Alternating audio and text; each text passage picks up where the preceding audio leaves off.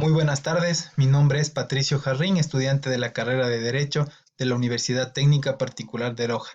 La presente actividad forma parte de mi preparación como futuro profesional. El proyecto de vinculación que estoy desarrollando se denomina Garantía de los Derechos de los Jóvenes como Grupo de Atención Prioritaria en Ecuador, y en sí este video tiene como objetivo dar a conocer sobre la problemática el femicidio juvenil. Quiero iniciar este video trayendo como antecedente el Día Internacional de la Eliminación de la Violencia contra la Mujer, que se viene celebrando desde el año 1981 todos los 25 de cada noviembre. Esto con el único fin de crear conciencia en las mujeres y denunciar el primer síntoma de maltrato y violencia.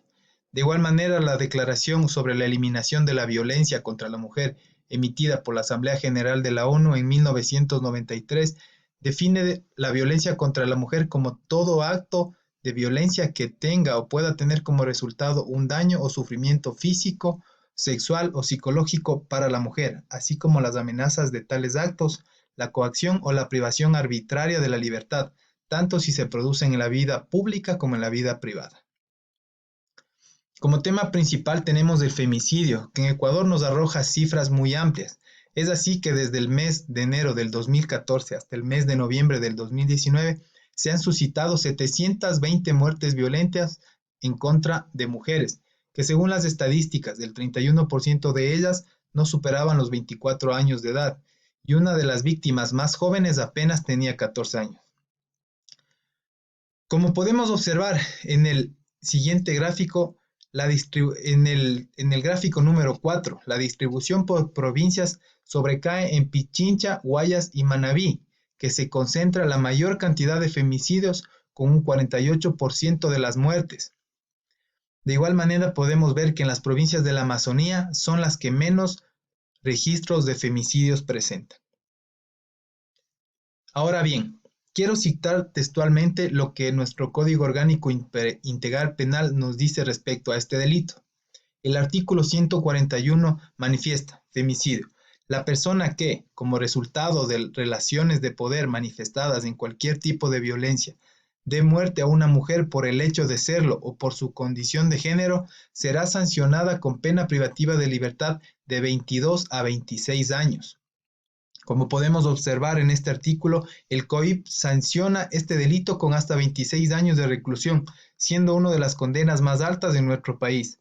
Adicional a esto, existen varias agravantes de este delito, que son las siguientes: haber pretendido establecer o restablecer una relación de pareja o de intimidad con la víctima, exista o haya existido entre el sujeto activo y la víctima relaciones familiares, conyugales, convivencia, intimidad, noviazgo, amistad, compañerismo, relaciones laborales, escolares o cualquier otra que implique confianza, subordinación o superioridad. Si el delito se comete en presencia de hijas, hijos o cualquier otro familiar de la víctima, igual se considera un agravante. El cuerpo de la víctima sea expuesto o arrojado a un lugar público. Si el causante de este delito incurre en una de las anteriores agravantes, será sancionado con el máximo de la pena prevista para este tipo penal. Dentro de las reformas del COIP que entraron en vigencia a partir de diciembre del 2019, podemos rescatar una de las más importantes que se encuentra en la sección quinta, que indica: el procedimiento unificado especial y expedito para el juzgamiento y sanción de los delitos de violencia contra la mujer o miembros del núcleo familiar.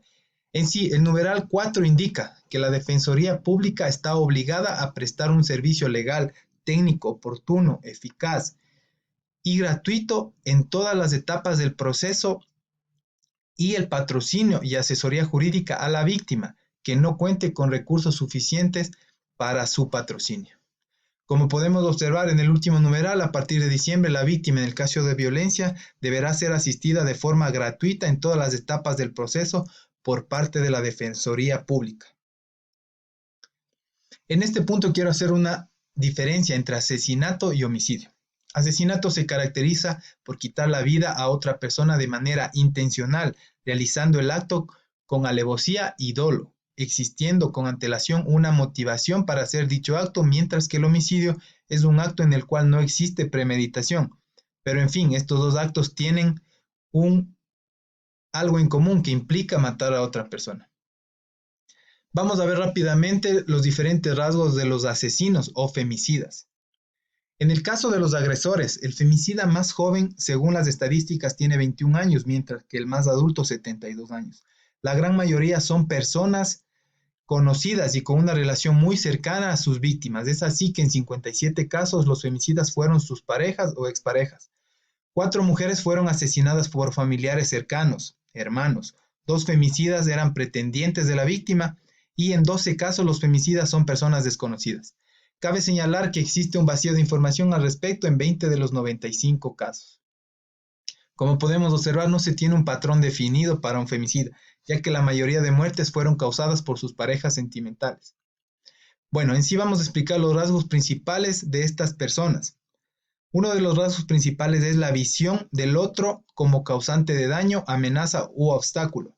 Si bien las causas concretas pueden ser muchas, por norma general la persona que comete un asesinato ve a su víctima como alguien que le ha causado un daño, supone una amenaza para su integridad o estatus o para la de un ser querido o representa un obstáculo para alcanzar un determinado fin. Otro de los rasgos podemos definir que es la alta puntuación en psicopatía. Existen casos de asesinatos que son cometidos contra personas que no tienen ningún tipo de relación con el asesino, como ocurre en muchos casos de asesinos en serie o en casos en que el asesino en un sicario contratado para acabar la vida de otra persona. En muchos casos existe bajo nivel de asertividad. Como podemos observar en los diferentes casos, no existe trastorno mental, ya que son los causantes de estos asesinatos son convivientes o parejas que tienen una relación afectiva con la víctima. El género y la edad. En general, los asesinos suelen ser varones jóvenes o de mediana edad. Vamos a ver unas características del maltratador psicológico. El maltratador psicológico puede ser un hombre o una mujer que comparte las siguientes características. Son personas controladoras con un bajo nivel de autoestima, que quieren aumentar a medida que bajan la de la otra persona a la que agrede. Tienen inseguridad en sí mismo, tienen baja capacidad para gestionar sus propias emociones y de empatía hacia los demás. De igual manera, baja tolerancia a la frustración, presentan posibles rasgos de personalidad psicopáticos, falta de compasión hacia los otros y pueden llegar a tener creencias sobrevaloradas. Otra de las características que se considera a las personas maltratadoras son las siguientes. Son intolerantes, son encantadoras al principio, como podemos ver, tienen una relación afectiva con la víctima, pero estas personas no se muestran intolerantes al principio, sino que son encantadoras en las fases iniciales de la relación. Saben cómo comportarse y su verdadero yo puede tardar un tiempo en aparecer. Son autoritarias porque se caracterizan por poseer rasgos antidemocráticos e intransigentes. Son amantes del orden, pero desde un punto de vista subjetivo, es decir, en base a su criterio personal. Como factores desencadenantes tenemos algunos que voy a indicar. Estas personas te insultan, te denigran o te desprecian, te impiden o desalientan ir a trabajar o a estudiar, es celoso o posesivo, se enfadan cuando bebes alcohol, tratan de controlar si puedes ver a un proveedor de atención médica, te obliga a tener relaciones sexuales o a participar en actos sexuales contra tu voluntad.